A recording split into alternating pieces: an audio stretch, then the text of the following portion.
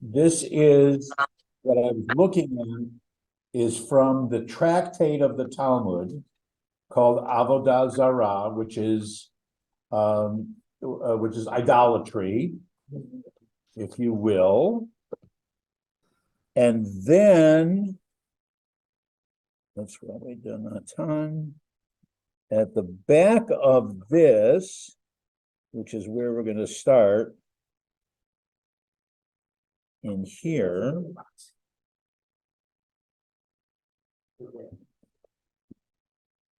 Okay. So, just so you get a chance to see it, Grace, that's what we're looking at. Okay. All right. So this is, so we talked about that there are the 6 orders of the Mishnah. All right, then it ultimately becomes the 63 tractates of the Talmud, right? Okay. And all the tractates except one have Gemara, and that one is Avot, or Ethics of the Father, Pirkei Avot, because that's what we're gonna do. Oh, sure. Okay. But this is the way it looks. It happens to be coincidentally, I picked the same volume. So this is the way Pirkei Avot, this is the way it shows up. It's in a collection of Talmud, but it doesn't have a Gemara. It's just the Midrash. I'm saying just the Mishnah. Moshe Kibel, Moses received the Torah on Mount Sinai, and just goes on the text, lots of commentary, but there's no Gemara to it. There's no debating about it.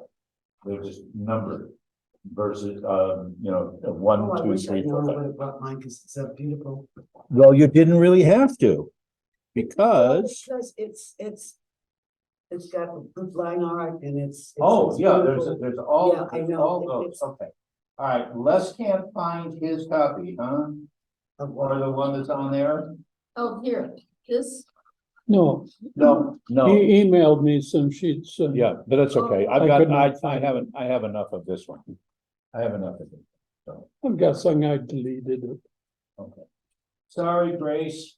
We don't have the screenshots or whatever they're called. Yeah, it was green share. She screen shares, and it said my English is not working too well. Hello. Okay, so.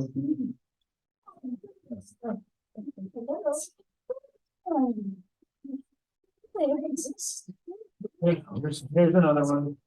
okay, we'll just move right over here. So not now, but move on. Yeah. Okay on the corner? Okay. Now, You have enough of these? welcome.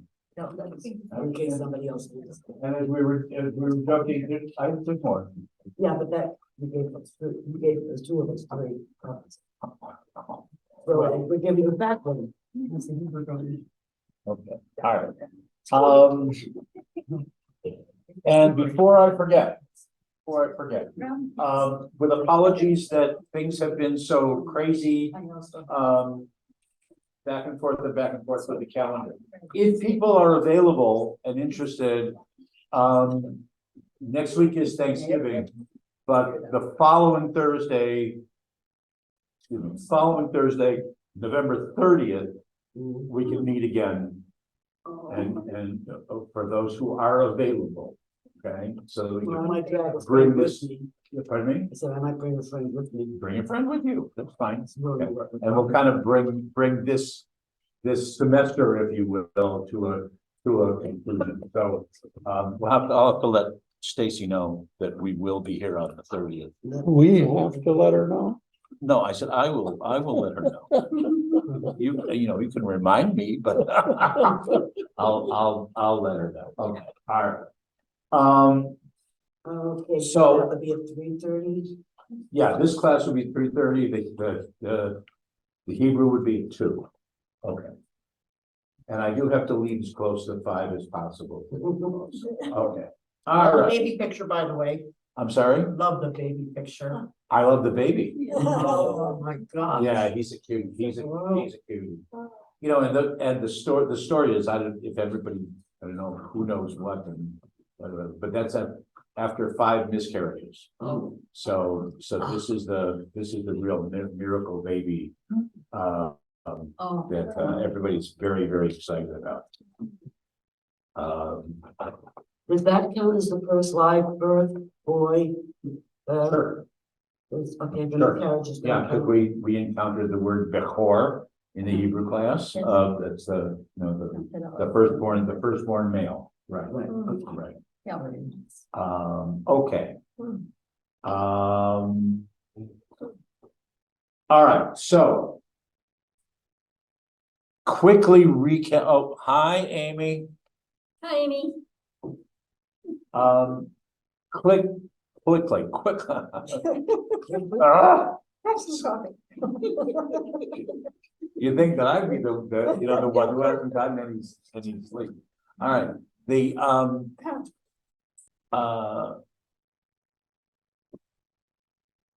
Torah, then, Mishnah is the systematic order of all the mitzvot and the practice and the practices, if you will. Then as soon as they start to write down the Mishnah, different rabbis, different schools of thought are going to start to debate. Say, well, wait a minute, we don't do it this way, or we don't understand, or my rabbi told me something else. Or now it's, you know, things are a little bit different. So they have the Gemara that is then followed for 4 centuries.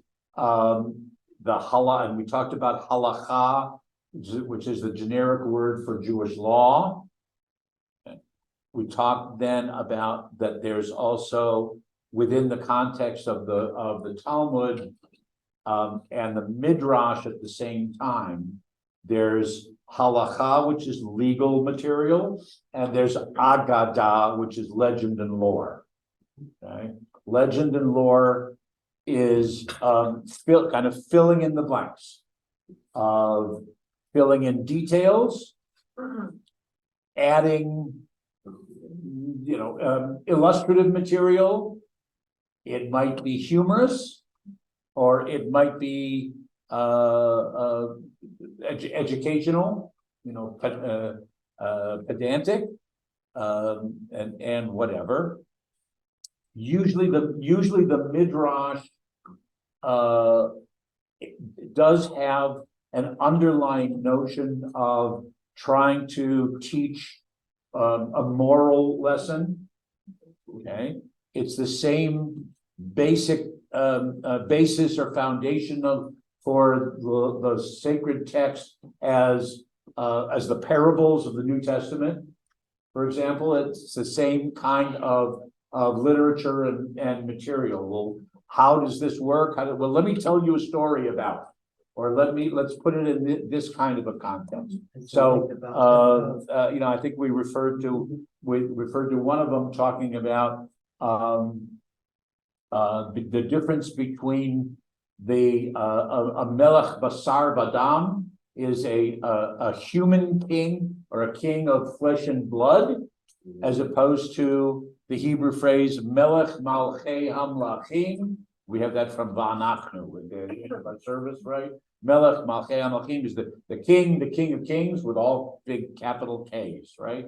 Right. And what's the difference between what a human flesh and blood ruler does as opposed to God, the creator, the king of kings, what God does, and there are different parables and different images. I think we talked about, I think I cited the one of that a human king, and they specifically talk, sorry about this, they specifically talk about a Roman Caesar. Okay, what are you gonna do? But that's supposed to be fun. Roman, you know, whatever. Anyway, and we got it. Okay, all right. But you know, the Roman Caesar, who mints many coins, right, from the same mold, and each one looks exactly the same. But the King of Kings, the Kadosh Baruch Hu, the Holy One, blessed be God, mince all human beings from the same mold, which is Adam and Eve, but each one of us looks a little bit different. Okay, we're all equal, but each one of us looks a little bit different. And that's how, those kind of teaching parables of morals and ethics, if you will. That's the midrash literature. Then if you continue in the history, then the next major stage would be what they call the codes. And the codes are going to lead up that, Middle Ages on up into 1400s when the printing press starts to give us the ability for each individual family, at least the wealthy ones, to have their own copies of the sacred text or the instructional text. We'll hopefully, if not today, we'll get to that next time. The focus in the Middle Ages is mostly philosophical, whereas once we get to the later stages of the codes, again, coincidentally, 1200s, 1300s, 1400s, it's much more of how to live a Jewish life, rather than all of the philosophical questions of life, if you will. All right. And then there's a process, and I really doubt that we're going to get to much of this, if at all. We'll meet again on the 30th. Is what they call the responsa literature. The responsa literature is in Hebrew, in Aramaic it's called Shakla V'Taria. In Hebrew it's She'elot U'Tshuvot. In English it would be questions and answers. Simply put, okay. And that could be, there's this notion of a Rebbe's tish. The rabbi sits around and says, "Okay, ask me questions." And I do that every once in a while too. Not stump the rabbi, but ask the rabbi. Where does this come from? Why do we do this? I noticed I went to a different synagogue, and when I went to visit my children, my grandchildren, my cousin, whatever, we were on a tour, and I saw them do this. Why do they do that? Where does that come from? How come we don't do it at our shul? How come we don't do that at our synagogue? It might be that kind of a question. Or it might be from an isolated community that really has been generations since they had a knowledgeable teacher or an authority figure who could explain things to them. And then you get into the amazingly important and tearful response that comes out of the Holocaust experience, of the traditional observant Jew who says to his rabbi in the barracks of the concentration camp, "I have one piece of bread, enough for one bite. Do I eat it myself or do I give it to my son?" What's what guidance does Jewish law tell me? Because Jewish law normally says, you live, well, that comes first, okay? But I'm choosing my life over my son's. I have trouble with that. And so they go into long explanations and whatever. It's very, very, very, very difficult material. One of my professors with whom I did some work, translation work, was one of the rabbis who did a lot of collecting. He wrote some of those responses, but he also did a lot of the collecting of it. Anyway, so that's in this whole process of the history. I don't remember if it was Amy or whoever started us on this of asking, or Ricky, of how do we go from Torah following through the whole procedure of Jewish law and what the different collections are, and I would summarize it at this point. We'll look at some of the literature, but I would summarize it with with two points. One is that always, and I think I can say that, always, underline capital A, always the minority opinion is respected, is included and respected. Okay, sometimes the answer is a political one. Well, the followers of Hillel were more than the followers of Shammai and whatever. We took a vote, and the followers of Hillel won. But they still printed in the material in the Talmud or whatever it might be, or the Mishnah. They still printed the opinion of Shammai. So the minority opinion was always included. Sometimes they couldn't resolve the issue.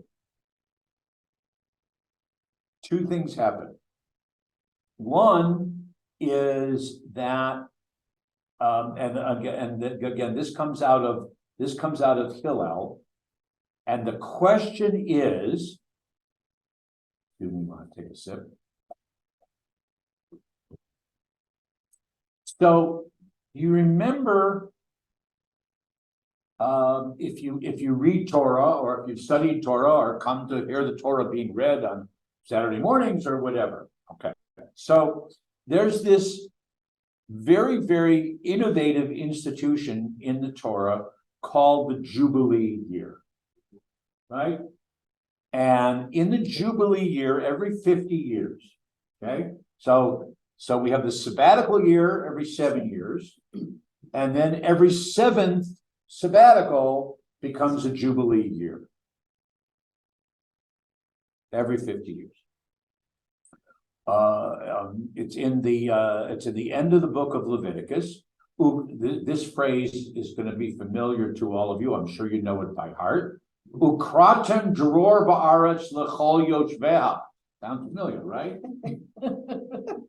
Anybody ever been to Philadelphia? Anybody ever seen the Liberty Bell? What's written on the Liberty Bell?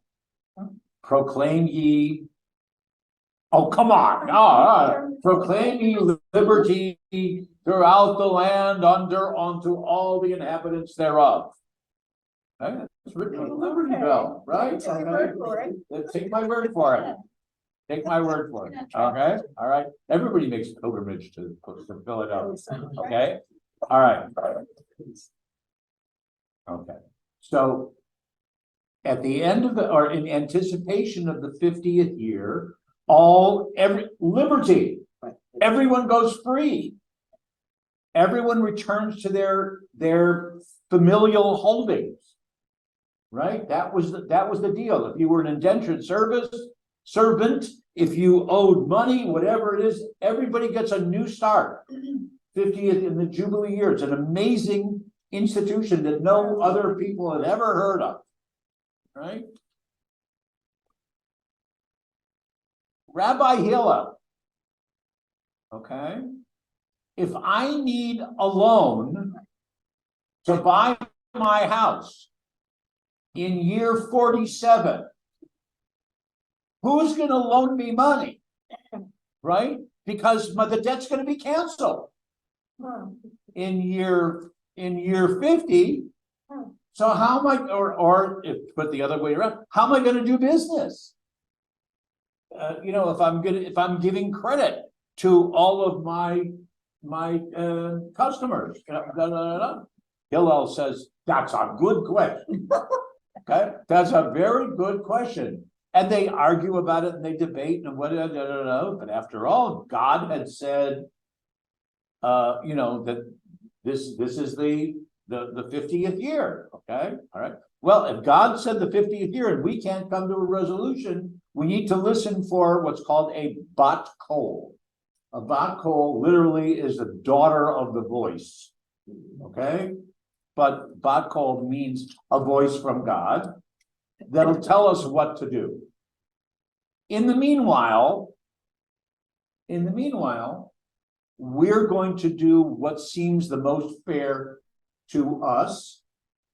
And if if there's a bolt of lightning, or if there's an earthquake, or if there's something that says, that comes along and intercedes, we'll take it as the bat kol kind of thing. So that doesn't happen frequently, but it does happen every once in a while. That they said they couldn't come to a resolution that they could agree on. So the leading rabbi of the time, may have been Hillel, whomever, says, okay, we're going to wait for a bat kol. Sometimes there's a very, very clear answer that comes as inspiration, lightning bolt or light bulb above the head, aha, what do you call it? An aha moment, right? Okay, so sometimes they have that's the bat kol, and sometimes we're going to have to wait for a bat kol. But we have faith that it'll happen. So Amy, while we're waiting, while we're waiting for the bat kol, we don't have to. While we're waiting for the bat kol, it's okay to charge the interest. If you have someone who's we willing. basically Right. negating the Jubilee year. Right, in that particular case, but it's a case by case. Norm, Case Amy, by case. Amy has her hand up. I'm sorry? Amy, Yes, Amy? I have two questions. One is the Jubilee still treated in this manner, celebrated in this manner in current day Israel every 50 years? And number two, are the prisoners set free during the Jubilee year? No. The answer to the second is no. It depends on what kind of crime. All right, and if it was a religious oriented crime, or as opposed to a civil oriented crime. Okay, the civil in Talmudic Judaism, with a few exceptions, civil law, dina de malchuta dina, civil law takes precedence over religious law, unless it's defying or defaming God's name, unless it's heretical, something like that. So no, it's not a general amnesty of criminal activity. Okay, and in the first, yes, it's depending on which community in Israel you're living in. If you're living in a community that's very Orthodox oriented, yes, then they try to follow as many of the rules of the Jubilee year as possible. But throughout the entire country, they announce it, and people are aware that it's the Jubilee year or the sabbatical year every 7th year when you're not supposed to be plowing your fields and things like that. So if it's an area where the traditional Orthodox law is being followed, yes, they will follow that as much as possible. But it's not imposed on the entire country. What is the Yet. Jubilee year? If it's the 50th, what year? When it was a couple of years ago. It was. Yeah, it was a couple of years ago. Yeah. I don't remember exactly what. Okay. So the bat kol, the bolt of lightning, the aha moment is one resolution. The other resolution with which we're more familiar, and again, I apologize for using the same examples time and time again in different circumstances. The other resolution is what's called in halakha, it's called a teku. Okay, so if you're writing it down, it would be Teiku. Teku, but it's an acronym, it's an abbreviation for the Hebrew Tishbia Taretz Koshot Utshuva. That the Tishbite, okay, that's somebody who comes from Tishbe, right, or somebody who is a Tishbite, not someone who eats tushes, right? The Tishbite will answer all of our questions and answers. Okay. Now, who's the Tishbite? Eliyahu Hanavi. Eliyahu HaTishbi. Okay, so Elijah the prophet. Okay, Elijah, who is the forerunner of the Messiah, who will announce the Messiah. So Elijah will answer all of our questions. Is the resolution. Okay, when Elijah comes to foretell the Messiah, the first thing that he's going to do He's answered all the questions. is going to answer all these questions from Jewish law throughout the centuries that we don't have answers for. And he's going to correct those mistakes that we may have made in interpreting them. So the classic example, and again, I apologize because some of you have heard it before, but it gives a perfect example, is whether we need to be drinking 4 or 5 cups of wine at the Seder on Passover. I thought it was 4. Yeah. We drink 4, Elijah has but there's a cup for Elijah in case he shows up and says, no, you're supposed to drink 5. Oh, It's not for him to drink. Oh, oh. It's for us to be able to take a sip from Elijah's cup, if indeed, because there's 3 pages of debate as to whether we're supposed to be drinking 4 or 5. We settled on 4, but a very, very smart young man, I think it was a young man, maybe it was a young woman, said, but wait a minute, you're basing the 4 on this particular quotation from the Torah. But the very next sentence after you finish also gives legitimacy for drinking a 5th cup.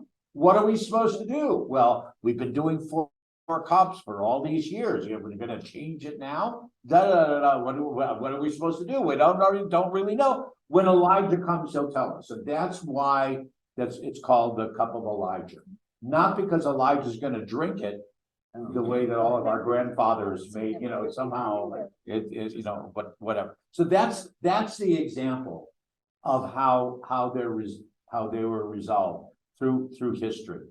Nowadays, the Reformed, Conservative, Orthodox, I believe the Reconstructionist, I'm not perfectly certain, but all of the organizations have, like everybody else, have committees or task forces, that meet, and the most knowledgeable scholars will sit and will issue responsa, and will say that based on our understanding, based on the way that we study Jewish law, because this is a question that was never asked before, but if you look at A, B, and C, Aleph, Bet, and Gimel, and you infer from those, we can infer that this is the best way to have that practice. So think of all the things that the 21st century,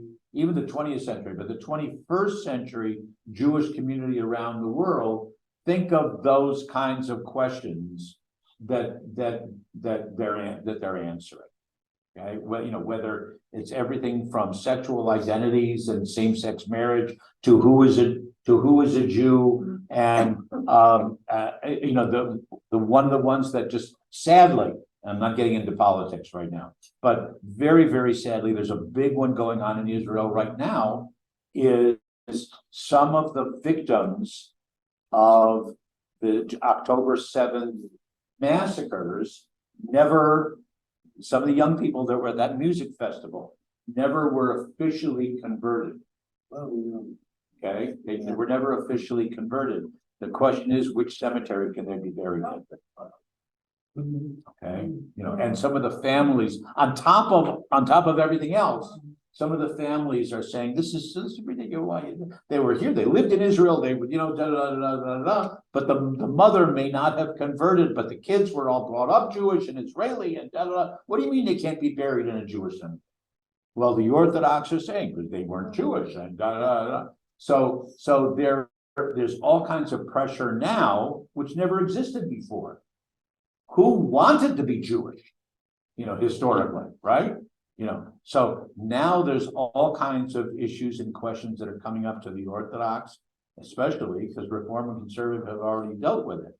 but coming up to the Orthodox and saying, wait a minute, perhaps we need some new sympathetic or empathetic definitions of who is a Jew within the state of Israel.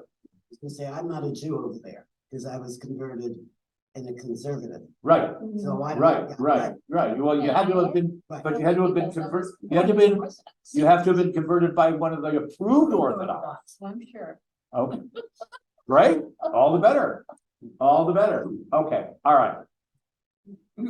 So all that is part A. Part B, and again, you've heard me say this before, because to me, this is a very, very important step, is in my understanding of Jewish law, Jewish history and Jewish law, there's always been change. There's always been adaptation, call it modernization, if you will. And I would maintain that all comes from you, especially you, meaning all the women, rather than just the men. It certainly doesn't come from the rabbis. The rabbis try to find the justification by which we can accept those kinds of changes, parallel to the daughters of Zelophehad, who go to Moses and say, our father died, there are no male heirs, right? Who do we have to give away the family territory? Moses says, that's a good question, and goes into the tent of meeting and prays to God. And God says that, no, the claim of the daughters of Zelophehad is right. Who would have thunk? But Moses comes back out and says to women, no, you can inherit. At least until you marry somebody else, But at least it was a step in the right direction.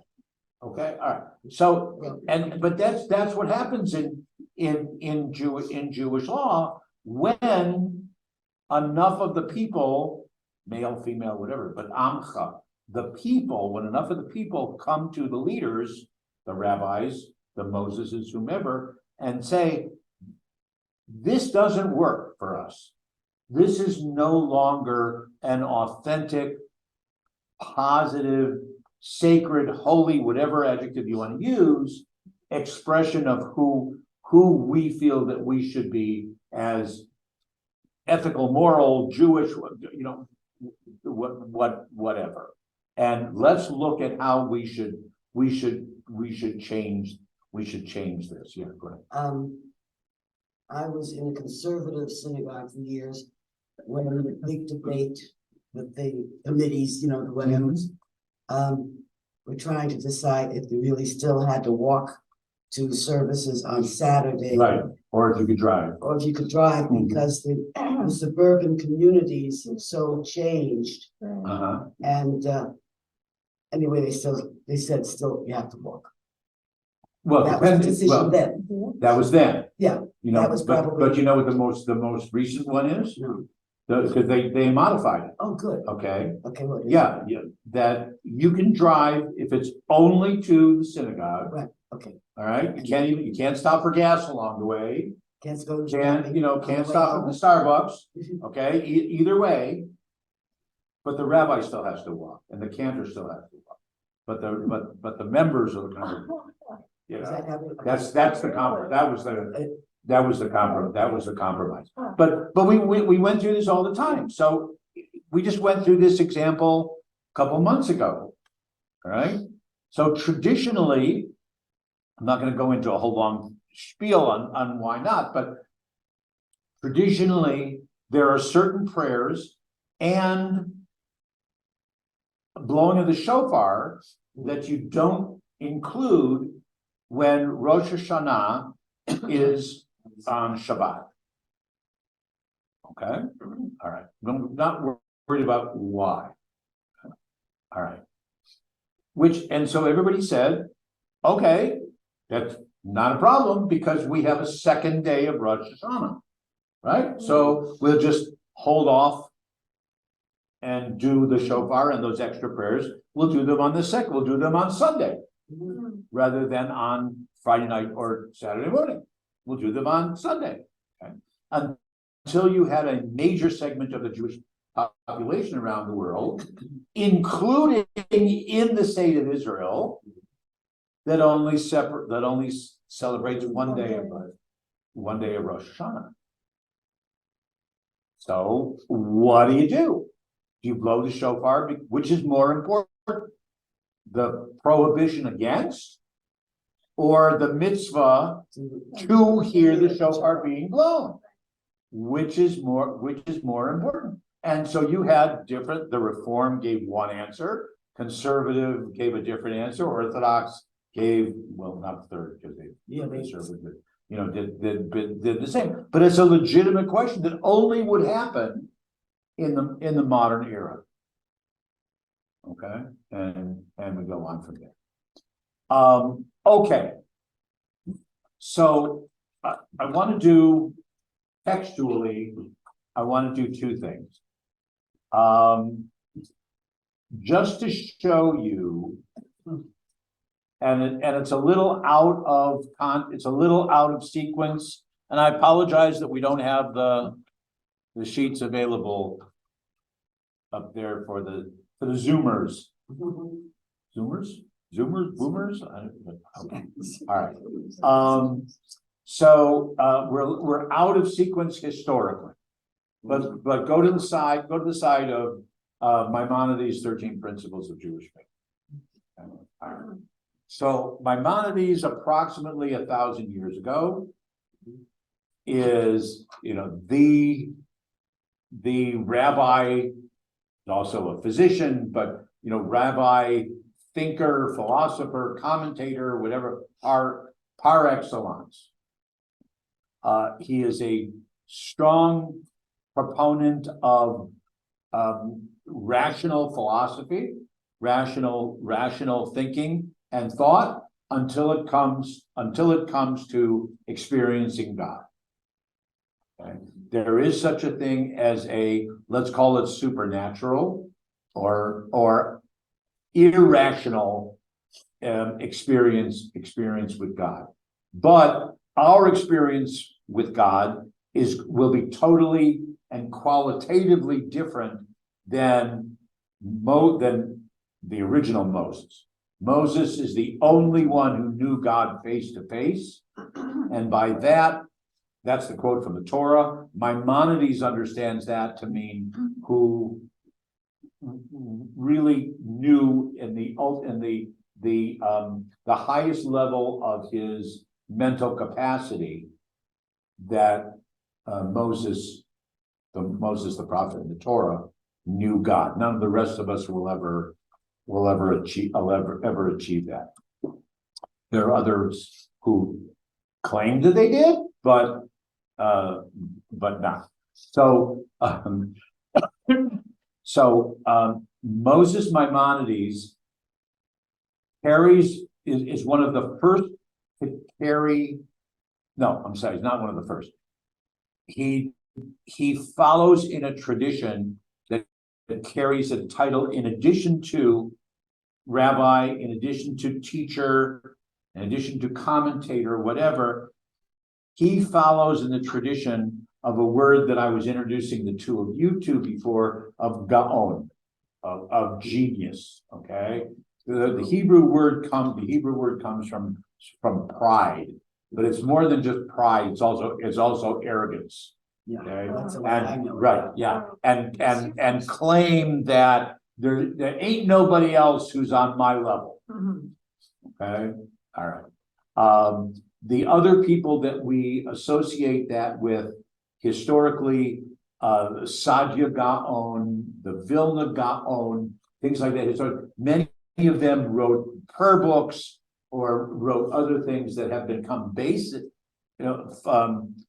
basic texts on which many of the later things would be written, and they were considered literally if we had such a thing as a chief rabbi internationally, it would be one of those guys. And Maimonides would say that by definition he was also. Maimonides has commentators on the Torah, commentators on the Talmud, whatever, philosophical works. but you can see a little bit of the claim, this claim of that I quote unquote, I know the truth, or my answer, my teaching is the right one. So his major commentary he calls Mishneh Torah. Mishneh Torah means a review or not a rewriting, but the teaching of the Torah, capital T's all around. My teaching, Mishneh Torah. This is my teaching of the Torah, my understanding, my commentary, which is the highest. The one book that he's most famous for in Hebrew, the Moreh Nevuchim, is called the Guide for the Perplexed. Is like his way of resolving those who say, how do you resolve science and faith, kind of thing. Well, I've got the answers, Maimonides says. Okay, I'm the one who's going to lead you through all of that dilemma, that intellectual dilemma. But Maimonides, they talk of the 13 principles of Jewish faith, and for 1,000 years, if you ask, certainly within the Orthodox community, what does it mean to be a Jew? What do you have to believe? This is what they're going to list. This is what they're going to list. Okay, and it's based loosely on the part of the Torah that where God introduces himself to Moses when Moses says goes back up for the second time after destroying the first set of tablets and says, I don't the people don't know you, they want to know more about you, they're only used to the Egyptian gods, what's different about you, and then there's this, we quoted on the holidays, Adonai, El Rachum B'Chanun, Erech Apayim Barach. Adonai is a God of mercy and long-standing, and kindness and forgiving iniquity and sin to the thousandth generation, et cetera, et cetera, et cetera. So Maimonides' 13 attributes or principles of Jewish faith. I believe, ultimately, I'll just race through them. If you have a question, ask me. Don't ask me to defend it, but if there's a clarification. I believe in complete faith that the Creator, blessed be his name, is the creator and guide for all created beings. He alone made, makes, and will make all that is created. Okay. Some of you, it says up here in the thing, some of you may know not the Adon Olam, but another closing hymn is Yigdal Elohim Chai V'Yishtabach da da da da, and it's an acronym going through. It's in our prayer book, and it's based on these quotations. Okay, I believe in complete faith that the Creator, blessed be his name, is one. It's unity. There's no union in any way like him. He alone is our God, who was, who is, and who is to be. I believe in complete faith that the Creator, blessed be his name, is not a body, is not affected by physical matter, and nothing whatsoever can compare to him or be compared with him. Sorry for all the hymns rather than the its or theys or whatever. Number 4, I believe by complete faith that the Creator, blessed be his name, is the first and is the last. Okay. Believe Reshit, believe Tachlit, right? Well, we have that also, you have that later on the Alpha and the Omega. The Christian right, answer. right. Oh, sure. Well, there's a lot of this is followed through. Right, Right. Yeah. I believe complete faith that the Creator, blessed be his name, to him alone it is fitting to make prayer, and to another prayer shall not be made. Okay. I believe complete faith that the words of the prophets are true. I believe by complete faith that the prophecy of Moses, our teacher, may rest of peace, rest of Allah shalom, right? that the prophecy of Moses was true, that he was the father of all prophets. That doesn't mean biological father, right? But the father that preceded him, as well as those that came after him. Now, there's the big debate. Yeah. Who were the prophets who came? Who preceded him? Who preceded him? Right, okay. All right. I believe by complete faith that the whole Torah now found in our hands was the exact same one given to Moses. May God rest upon him. In other words, the Torah that Rabbi Salazar and Rabbi, I forget what his name is in Jerusalem, but the other scribe, the two that they're writing for us is the exact same Torah. Not only that Maimonides knew, but that was given by God to Moses. Okay? I believe by complete faith, this is the Torah. It shall not be changed, shall not be replaced with another from the Creator, blessed be his name. I believe in complete faith that the Creator, blessed be his name, knows every action done by each human being, as well as all their thoughts. It is he that fashions their hearts together and ponders all their deeds. Okay, so remember we had a conversation when we talked about God concepts. All right, so okay, so God knows everything God knows that I'm going to be holding this piece of paper in my left hand, and that I'm gesticulating with my right hand right now, and that my feet are going to be crossed, and everything it's all according to plan. I believe by perfect faith that the Creator, blessed be his name, rewards all who keeps his commandments and punishes all those who transgress his commandments. Again, there's strong debate throughout Jewish history about reward and punishment. I believe completely faith in the coming of the Messiah. Even though he tarried in waiting, in spite of that, I was still waiting expectantly for him that he will come. That's the phrase that they found written on so many of the walls in the ghettos in the time of the Holocaust, and even going back to times of the Crusades. Okay, Anima Amin Be'emunah Shlema B'Viat HaMashiach V'Af Al Pi Sheyitmamea Af Al Pi Ani Mechakelo. You know, that I believe in perfect faith in the coming of the Messiah, and even though he tarries, I still believe, even to the moment of death. I still believe. I believe in complete faith that there will be a resurrection of the dead at the time that will be pleasing before the Creator, blessed be his name, and the remembrance of him will be exalted forever and for all eternity. All right. So those are ultimately the principles of Jewish faith. That if you ask the traditional rabbi or the traditional teacher, certainly up until the 1800s, you know, what should you believe as a practicing devout Jew? This is what they're going to quote. This is what they're going to quote. And yes, there's debate, and yes, there's reinterpretation, but this is the foundational piece. Okay, then let's go back to the other side of the page, which is, this is just a selection from chapter 1, some of the things from Ethics of the Fathers, Pirkei Avot, that are in the Mishnah. The couple introductory comments that, as we've said before, there's no Gemara, so there's no.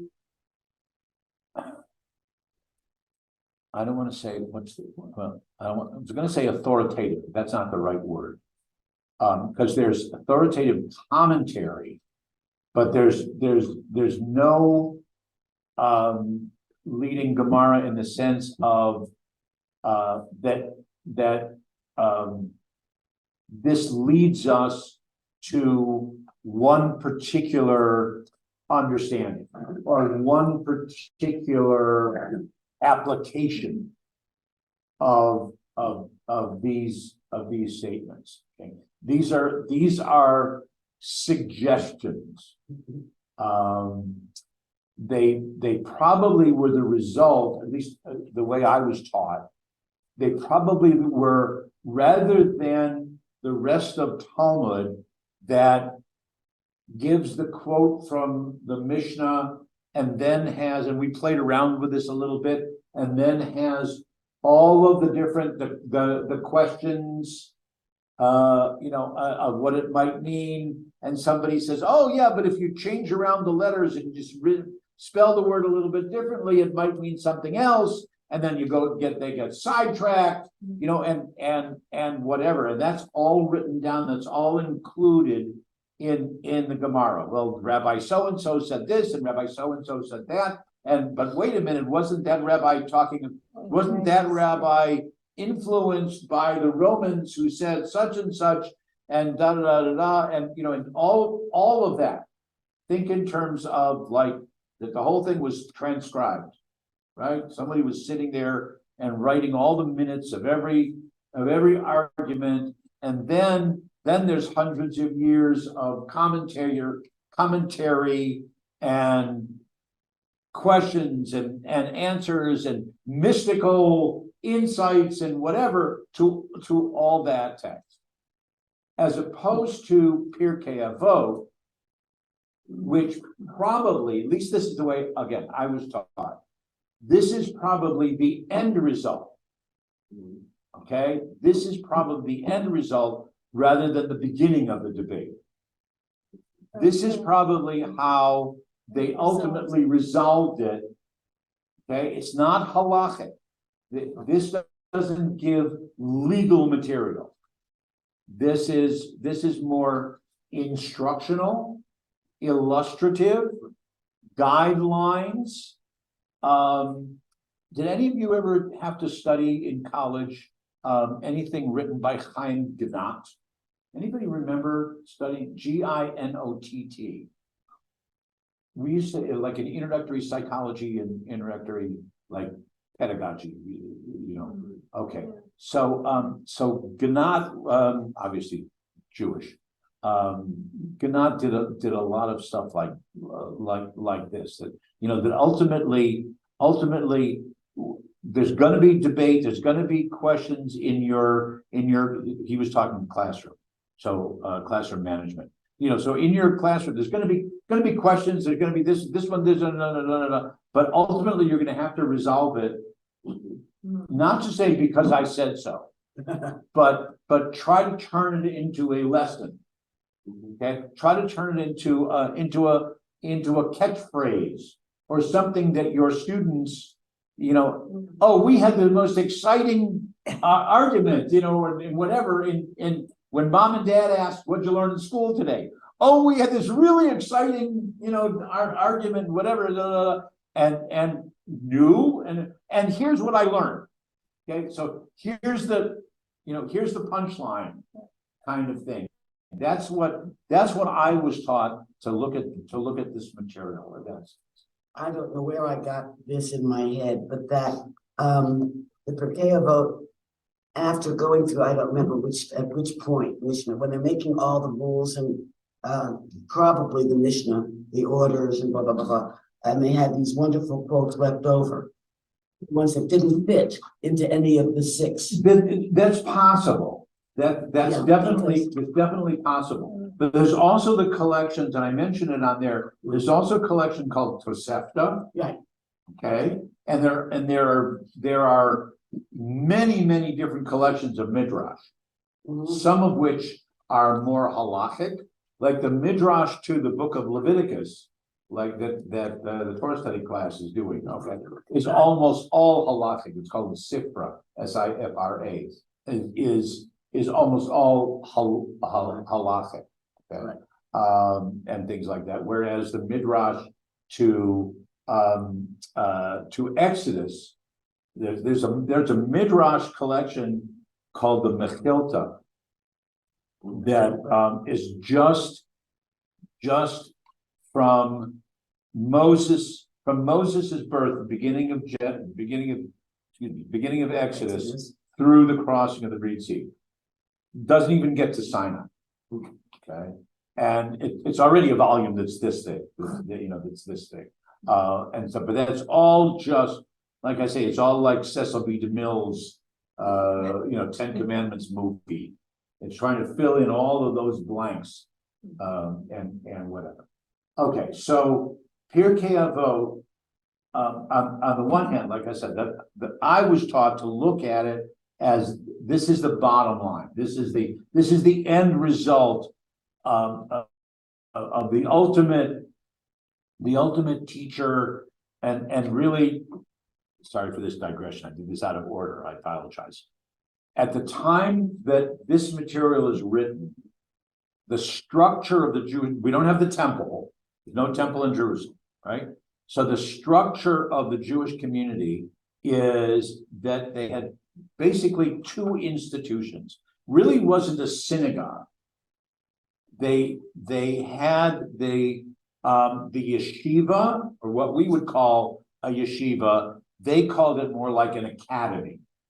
Okay, so for the students, the teachers and the students, and then they also had a term that with which we're more familiar, the Beit Din.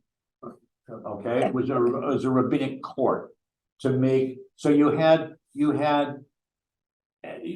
now some scholars will say one was following in the line of the Pharisees and the other was following in the line of the Sadducees and whatever, once the temple was destroyed. And I don't know if that's truly the case, but one set of teachers represented let's call it the education arm, if you will, and the other represented the spiritual or the religious practice or the ritual arm.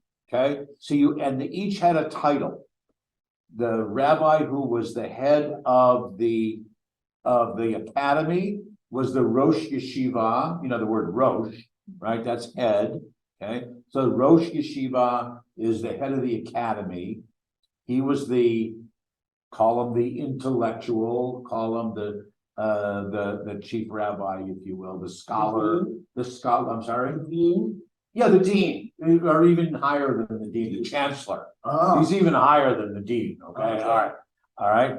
And then the other one carried on was called the Av Beit Din, the father of the court, and he carried on more in the role of the high priest. Couldn't have the high priest because you didn't have the temple. We didn't have the sacrificial cult anymore, right? But they still needed someone who represented that facet of Jewish practice.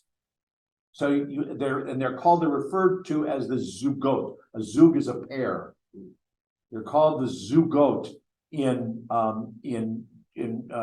rabbinic literature. It doesn't mean that they're always antagonists. They could have been partners. One could have been one could have been the teacher of the other. They could have been brothers. They could have been cousins. Whatever. They weren't necessarily antagonistic to each other, but each of them had a different title, and were known within their respective, what would we say, discipline, or schools of thought. So they talk of, for example, Hillel and Shammai. You always talk of the two of them together, Hillel and Shammai, right? Okay, and one is considered more lenient, one's considered more conservative in their approach. Not universally, not 100% of the time, but in many of the debates, and then only a couple of them are referred to in here. But Hillel and Shammai, so two classic examples is the one, and most of you I'm sure have heard this one, is that the potential convert, how do we say convert? You are okay. The potential convert comes to Shammai and says, I'm interested in learning about Judaism, but I'm impatient. Teach me everything that there is to know while standing on one foot. Now, we don't know if that means that the convert stands on one foot or the teacher stands on one foot. But that's the phrase, basically means, teach me quickly, da, da, da, da, for whatever, I don't know, my girlfriend's pregnant, whatever it is, whatever it might be, okay, teach me quickly, all right? And Shammai says, what are you kidding? Boom, boom, boom, and hits him over the head or over the arm, with a rod, and he goes away. Then he goes to Hillel and says, I'm interested in learning about Judaism. Teach me everything there is to know while standing on one foot. And Hillel says, Well, the rest is commentary. no, we gotta say something Yeah, first. say, Yeah. Oh, he says, okay, love your neighbor as yes, yourself. right. Okay, all the rest is commentary. Now, if you want to study, let's study. And according to the story, the potential convert is so impressed with not only the conciseness, well, whatever, but the way that he did that, as opposed to the fact that he was welcomed Mm. and encouraged, as opposed to cast away. So he winds up studying with Hillel and da da da. So that's one classic story. The other one, some coming up, because it's only a little more than 2 weeks away, okay, is with Hanukkah. What's the Hillel Shammai debate with Hanukkah? Okay, all right. So Hanukkah menorah, right, which we now call a Chanukiah, right? Okay. Think in terms of why do we like the Chanukiah as educators? Okay, and if we're educators as leaders of the community and as parents, we're educators. Why are we lighting the Chanukiah, the candles? What is it that we want to remind our students or our children about? Which part of the story? The oil that lasted. What about it? They only had enough for one day, but it lasted. Okay, all right, that's only one of the stories, but That's fine, one that's the right one we're talking about. Okay. Okay, so it lasted for 8 days. Right. Okay, so question. If you're trying to teach that and give what they call, I'm using a Chaim Gnat, use what they call a memory trigger, right, in education Right. for the children, which is the better way to do it?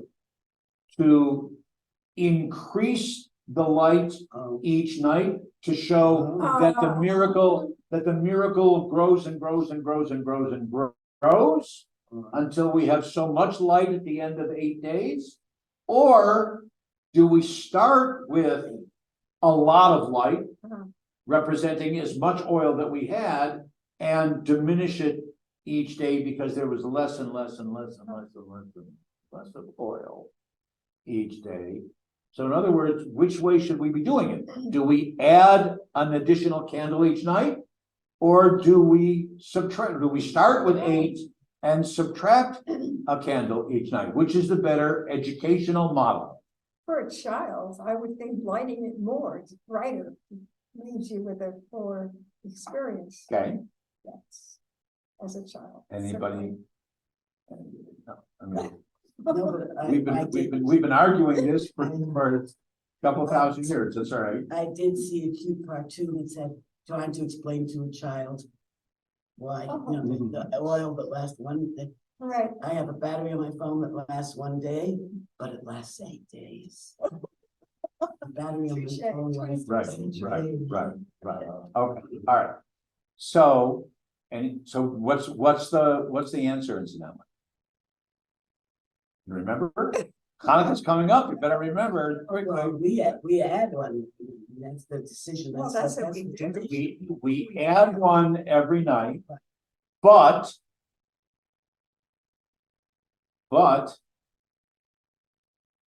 we light them, We start the with newest candle Right. first, okay? So we add one in deference to Hillel, who said we should be, as you said, we should be increasing the miracle, Okay. but recognizing that Shammai's argument does have some validity. So we light the last one first to be going in the opposite direction, in deference and respect it. It's not a teku. We're not waiting for Elijah to tell us, but we've reached an understandable compromise in respect of both positions. Both positions have validity. Okay, so. You haven't done it wrong. I like the first one. No, you like Thomas's list, Yes, right? and I use that to like, Don't think of date number one. Think like in terms of 3, 4, 5, whatever, okay? okay, You like the last one first, The newest one first. the newest, the extra one first, oh, Right, newest oh, one right, first. He said last year, Yeah. at the end. right. no, No, so I've been doing it wrong. I knew. That's probably your brain. Okay, it's okay. Because I always started with. Well, with- that's why they determined that you can't have a circular kind of piano. Okay, so that's, but ultimately, that's lesson number 2 is they reach compromise. Okay, so there's either there's the bat kol, there's the inspirational voice that comes from God. There's the teku that Elijah will tell us. They always give the minority opinion. Okay. And there's compromise. Okay. All right. So in the Zugo. Now, with this text, the tradition is that you always start. It doesn't have it in here. This is just Xeroxed off from one prayer book, but and many prayer books have at least selections of, if not the entire book. There's only 6, 7 chapters. Traditionally you read one chapter each Shabbat between Passover and Shavuot. Okay. The tradition is that every time that there's no particular blessing, like when you're reading Torah, you say a blessing, or reading the Megillah for Purim, you say a blessing, or whatever. You don't say a blessing, but there is a statement, Kol Yisrael Yesh Lachem Chelek La'olam Haba, that all Israel has a, depending on how you want to translate it, either all Israel either has a stake in, or all Israel has a portion in the world to come. Okay, and in my experience, every time that we've started to teach that class, and I've done this a number of times, even with Christian ministers also, of comparing this literature to some New Testament literature. Say, wait a minute. All Israel has a stake in. Does that mean we have a responsibility towards the world to come? Does that mean that we're automatically, just because we're Jewish, all because we're Israelite, we automatically have a portion in the world to come? What is it? And that for the first 3 sessions, we're just talking about that rather than getting to the actual text. But leave that aside. Okay, so the first one is familiar. I'm not going to get into whether Simon the Just, Shimon HaTzadik, because that kind of gives it away, whether he was the Rosh Yeshiva or whether he was the Av Beit Din. But okay, Shimon HaTzadik, Simon the Just, you know this phrase. Okay, Al Shlosha Devarim Ha'olam Omed. The world is sustained by 3 things: by Torah, by worship, and by loving deeds. Right? Al HaTorah, the Al HaAvodah, the Al Gemilut Chasadim. What does it mean? What does it mean? Again, think in terms of a classroom, or as an academy, if you will, or a discussion between the dean or the chancellor of the academy, and on one side, and then the high priest or the chief rabbi on the other side. What are they? And they've agreed that this text should be there. What What are they teaching? What's it say?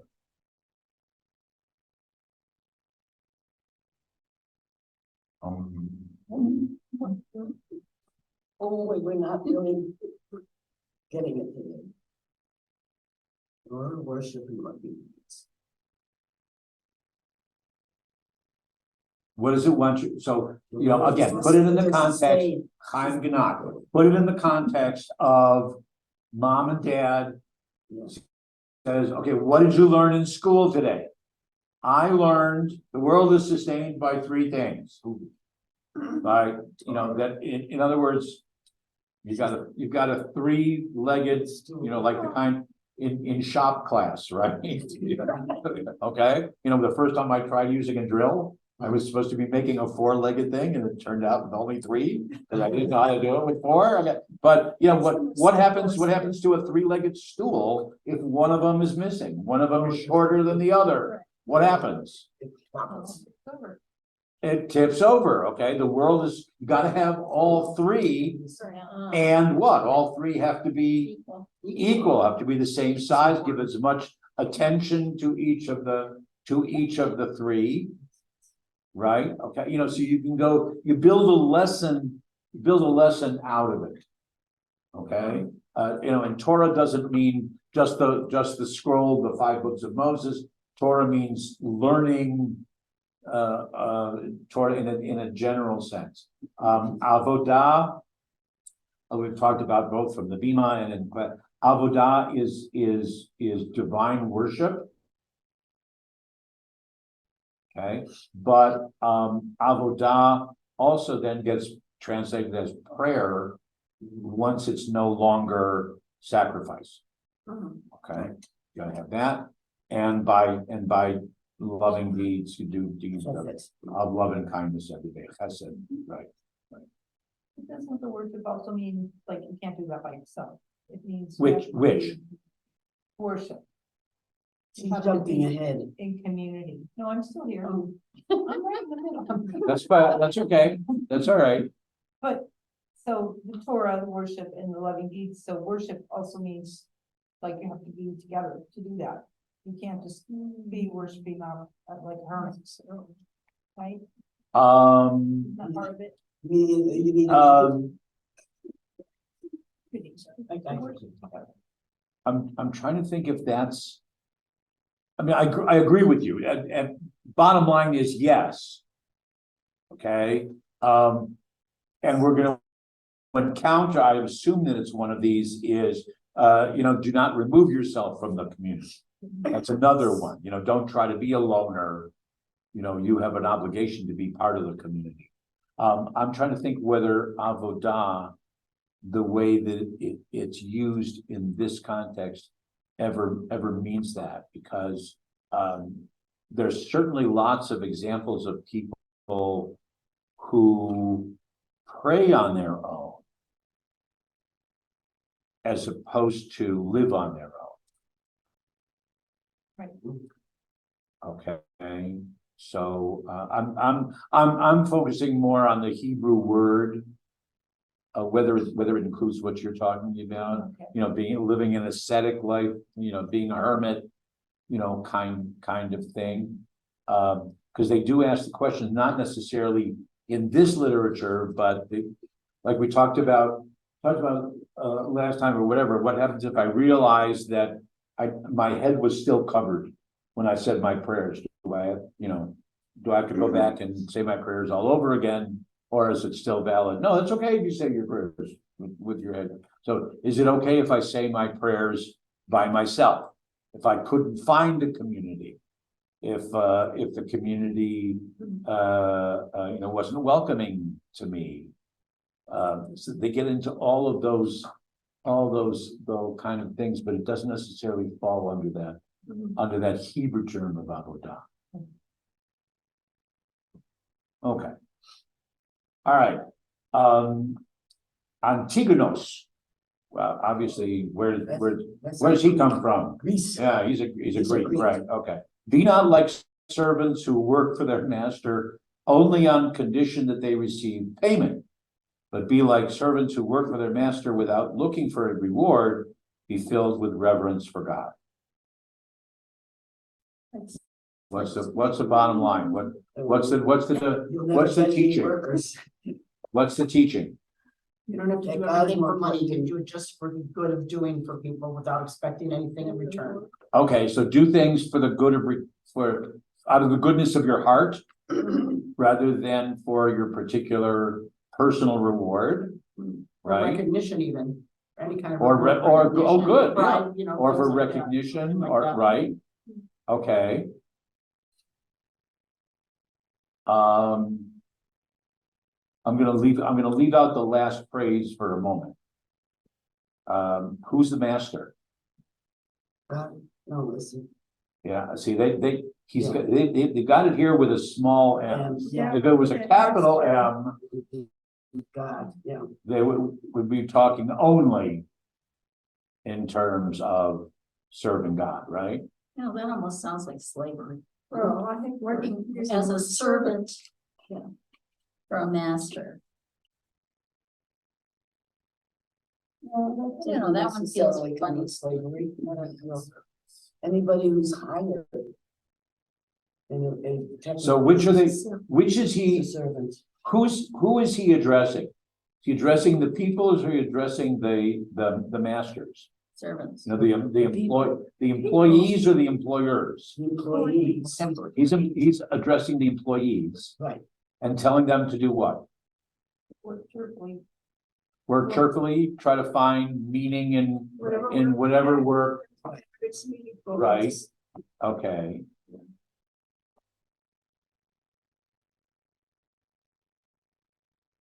See the merit in the work. right, servants. If you do are- a job well, take pride in your work, so to speak. Take pride in your, see, yeah, these are all, you know, ethics that come out of it, And then, and is it therefore you will be filled with reverence for God? Or is that an entirely different value that he's trying to teach? Are they connected? There's a semicolon there, isn't it? Yeah, but the semicolon's not in the Hebrew. Is so. he quoting that work feeling with godliness, maybe? Hmm. I don't know. I think if, Well, I think you're asking if I do the work. Well, Will I the think please- result, I think will the please- result be that I'll be filled with reverence? Or do I work? Being already filled with reverence. Uh-huh. Is the reverence for God the reward for the work, or is it part of the actual working? You know, part of within Right, me. and in you my also work? incidentally, you don't have to translate it as reverence, you can translate it as fear. Oh, I hate when they do that. I know, I No, don't, I- Right, okay. I don't do fear. okay. No.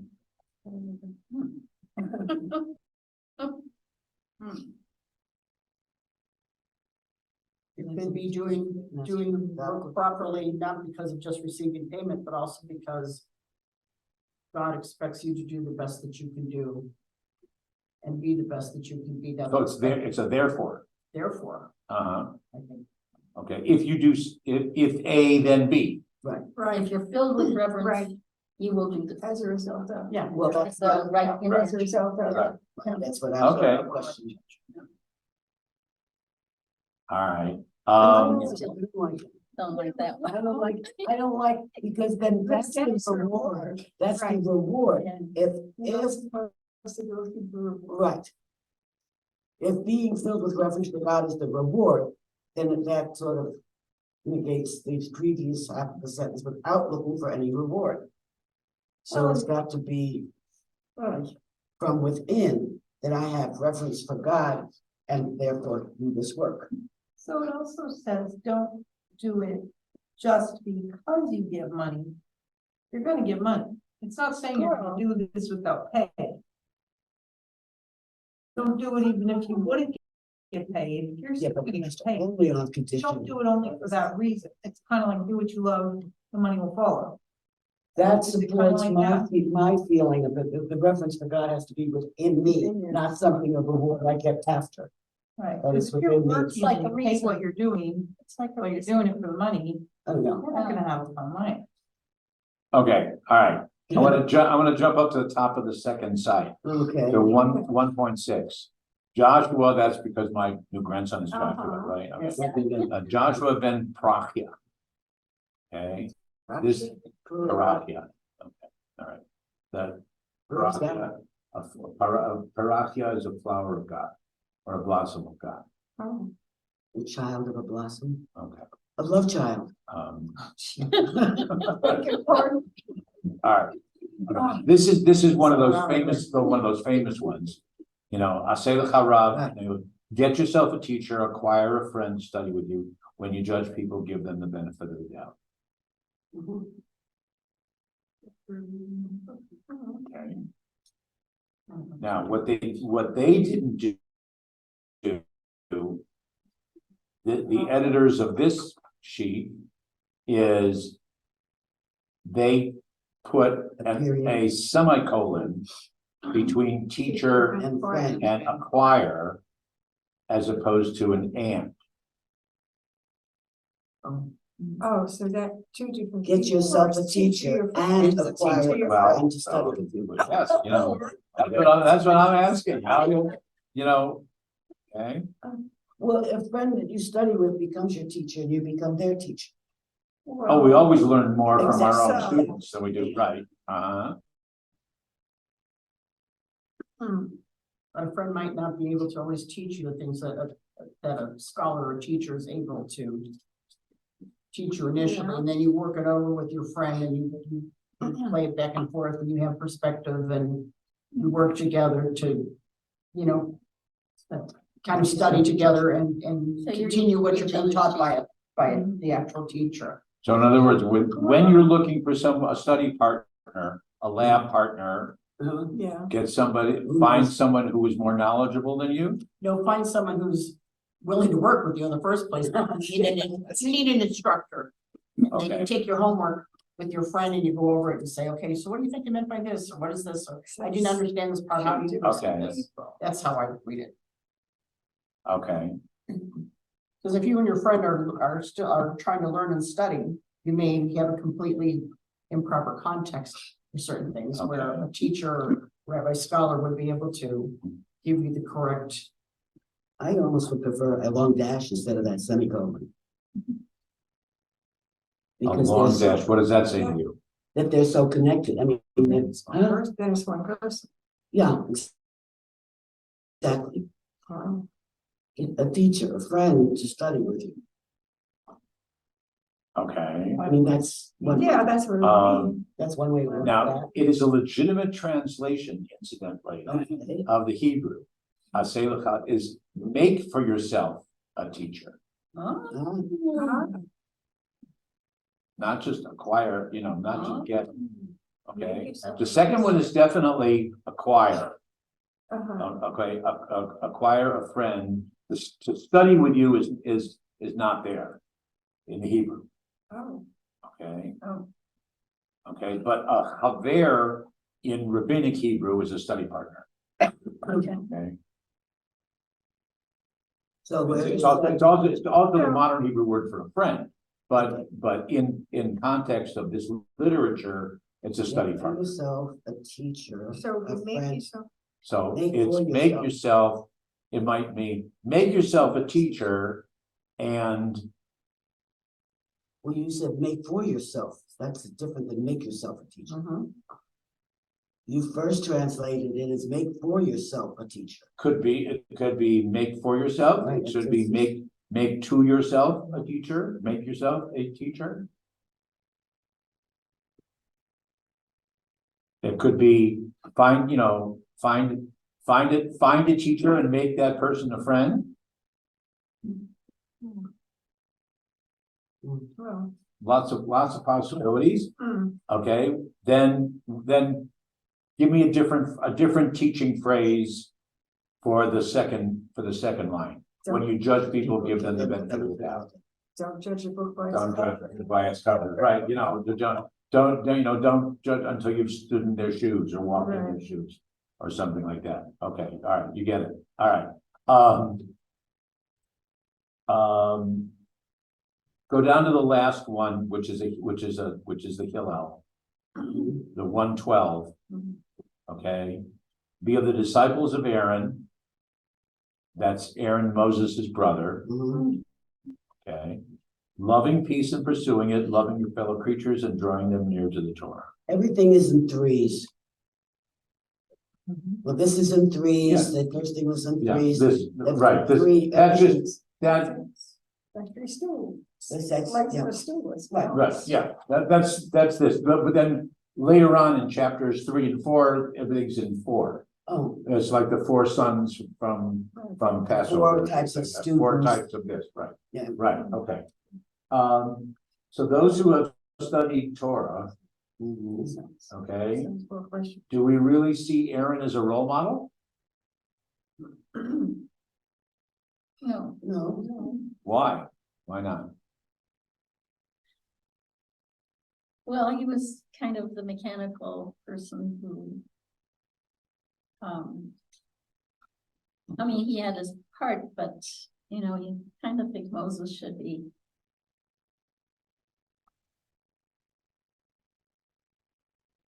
It's tough. It was like the It's second tough. banana in a. Well, chocolate yeah, stick. but maybe he didn't want to be the second banana. Right. Well, There are lots of scholars who think that, you know, He let them make a calf, he did let them That's make true. the and make you the know, golden that calf. doesn't sound like he was very smart.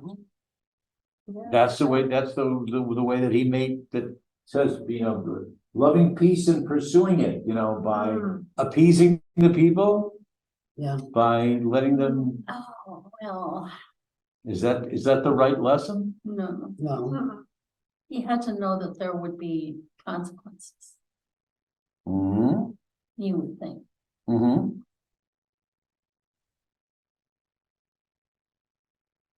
But is that contradictory when it's saying drawing them close? Yeah. Yeah. It's like. Yeah, now Torah is totally different. And I love that. I had one professor who insisted that they were, that Hillel wasn't talking about Aaron Moses' brother. Somebody else? That he was talking about some other Aaron who's been lost to history, but everybody at that time knew Yeah. who it was. And this one professor, we couldn't talk him out of that. That's what he said, because look at Aaron in the Torah. You know, is that really a role model? Is that really done? Now, I don't know whether he was just playing with us. Hmm. And he'd been doing it for a lot of years, but he was absolutely, that was that it has to be referring to a different era. But anyway, we don't.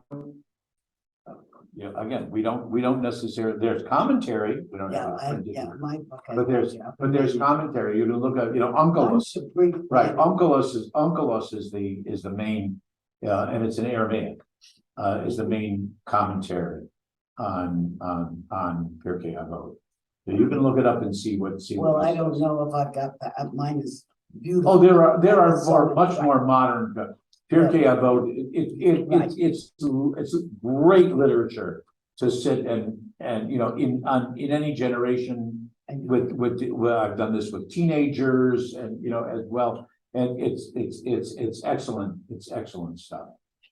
I find that, when I'm reading a book and there's something I really want to remember, I take a sticky and I stick it in. Mhm. Well, I got more stickies in my Pirkei Avot There you because go, there you go. there's. Okay, I'm wisdom gonna in end it every here. I page. have to do some cleanup and then I have to leave. We will try to meet again on the 30th, 2 weeks from today. Okay. And, and the people who can be here, fine. We will meet on the 30th. I'm trying to think of what time my friend's flight's coming in. It's 1:30. Okay, that's enough time. Yeah, that's enough time. If that's what, you remember. Right. And then, okay,